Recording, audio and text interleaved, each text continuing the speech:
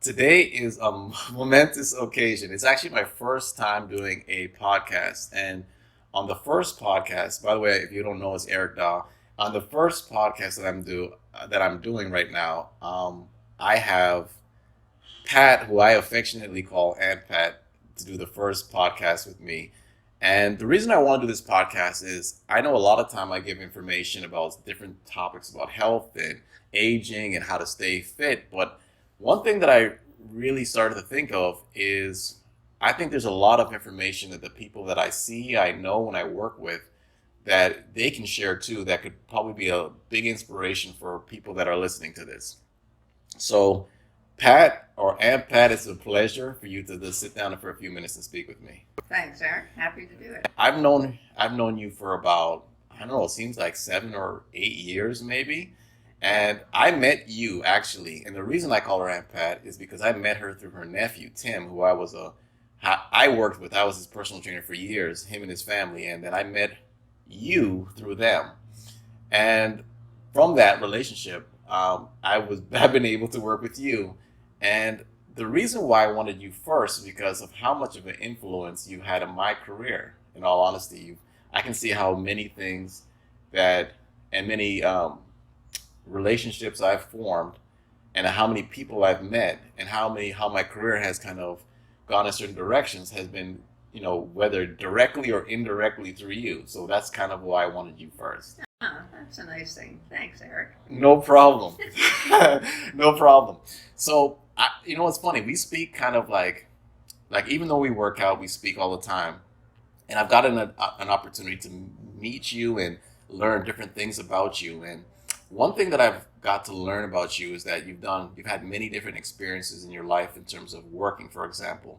So I know you were a nurse at Sick Kids, correct? Yes, I trained at Sick Kids Hospital. Yes. And I mean, I'm sure that was, an amazing experience for you personally. Yes. Other thing I didn't even know this until years after that you actually had your own business.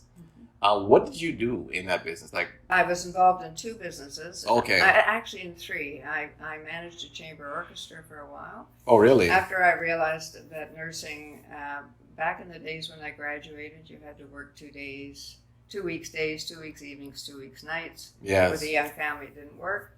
So I managed a chamber orchestra because I've always been involved with the Toronto Symphony. And then I bought a business from a friend, and three of us who were in the lower grades, like grade 4, owned this business for 14 years. It was retail. I then associated with a woman who made documentary films for social justice. Wow.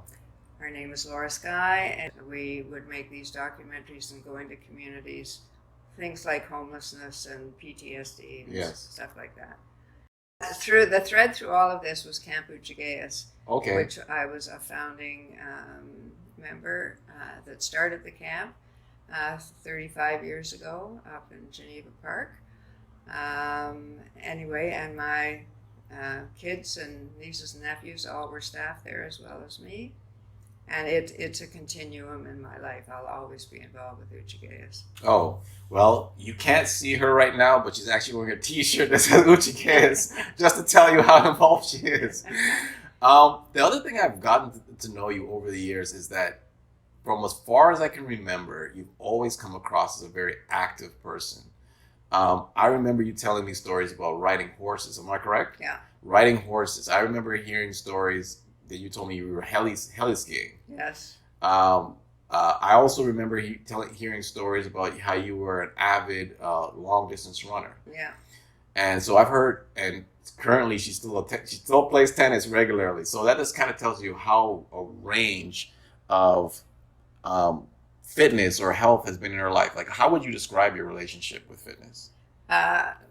For me, fitness was not anything I ever thought of. Okay.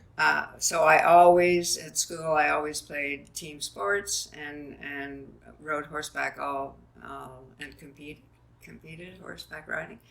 So I have never actually thought of fitness as anything I had to do. It was who I was. Yes. So I honestly don't think there was a day in my life when I didn't do something that was tennis or basketball or riding or skiing or whatever. So one of the challenges of being older, when you can't do at the level of what you're used to doing, is then what do you do to stay fit? Yeah.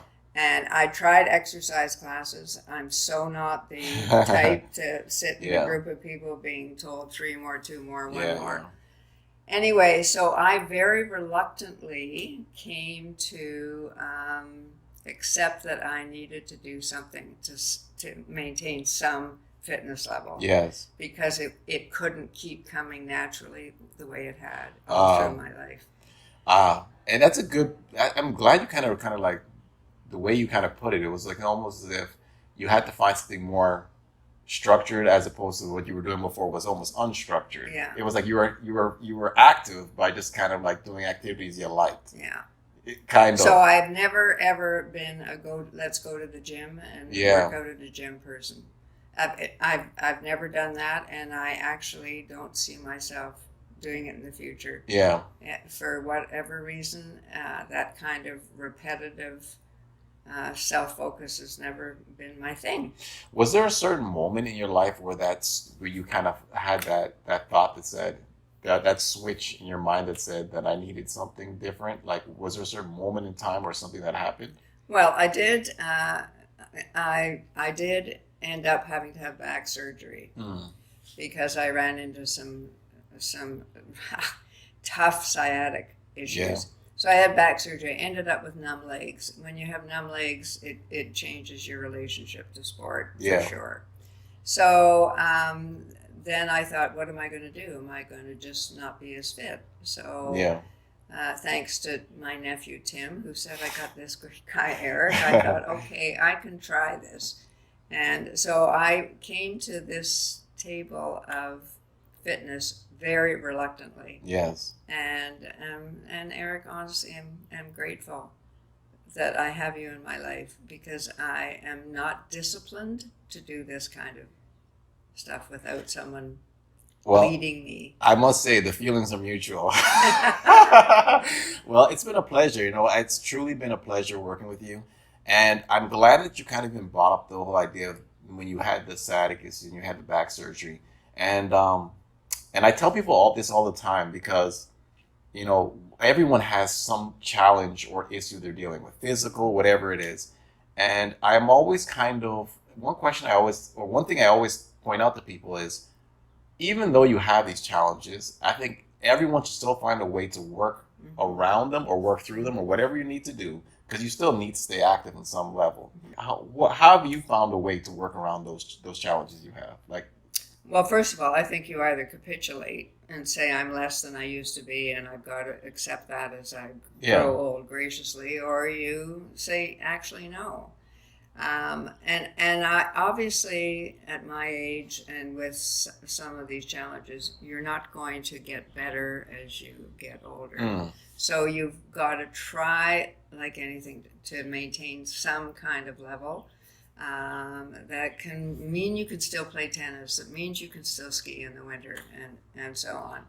So what I appreciate most about you, Eric, is your sensitivity to the fact that I am changing, and I'm not as strong as I used to be, but you still make me feel as though I should be doing this, and that it's beneficial to me. Well, I appreciate it. I think that's what I've always tried to do too.